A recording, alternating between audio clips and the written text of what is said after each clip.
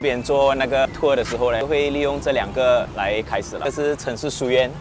另一个是那个中华大会堂。所以城市书院是雕刻的嘛，所以雕刻的和涂的就很不一样，因为雕刻不是很容易被取代，它不能够被代替的，涂就可以被涂过这样子。字是金色的，所以这个代表着那个字其实是很重要的啦。这个 stone carving 其实是我们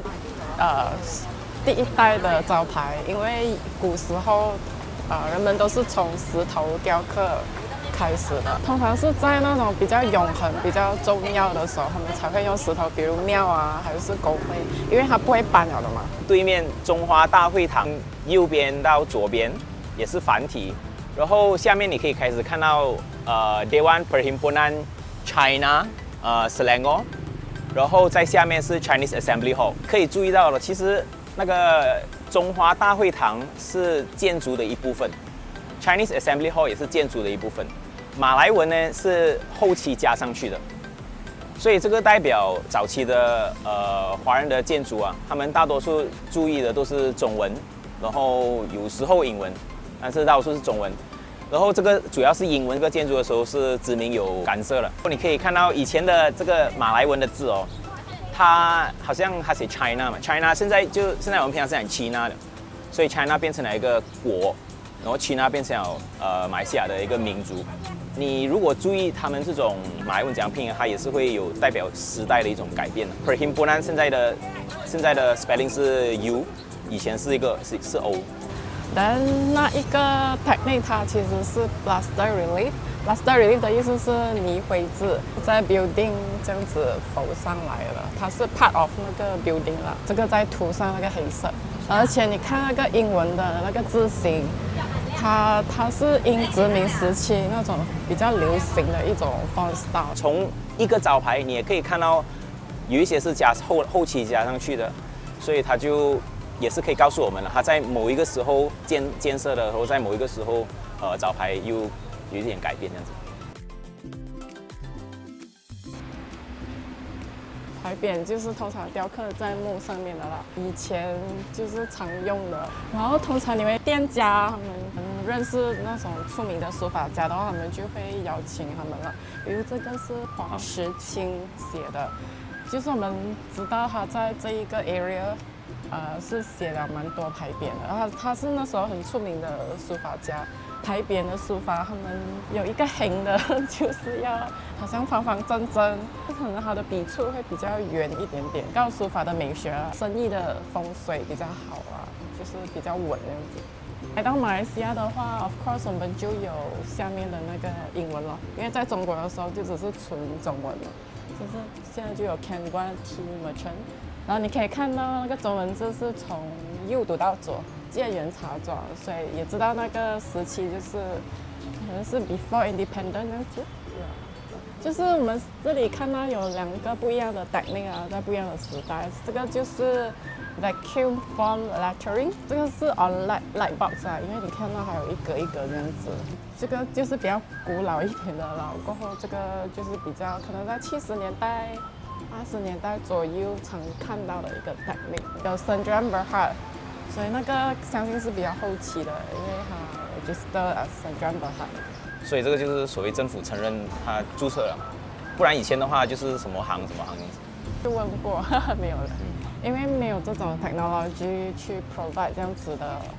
vacuum form 的 light box。现在做的都是电子化，所以他们做的都是用typography 就是 digital font 罢了，电子的。它这种是一个 acrylic sheet 这样子哦，一片东西，然后它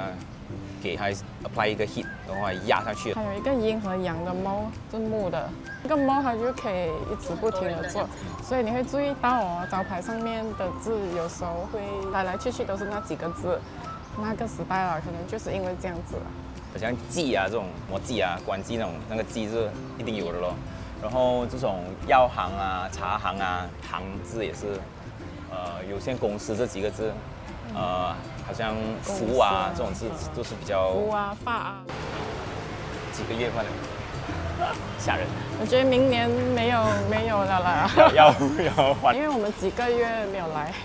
看招牌，就是它的变化是非常快的。市场街这个现象，新和旧啊，然后新的取代旧的，是这里的一个现象和特征。这个是其中一个例子，因为之前建 MRT 的时候，他们乐安酒店是最后一家搬出去的，结果搬了出去就变这种 tourist 的店了。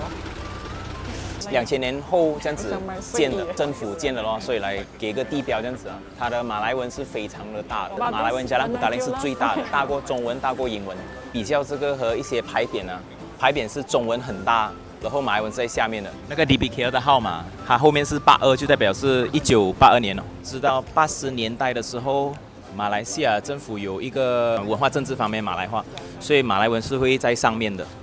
然后你看他们之前的招牌是里面那个牌匾 Hong Heng， 中文是右到左，英文是左到右在下面的。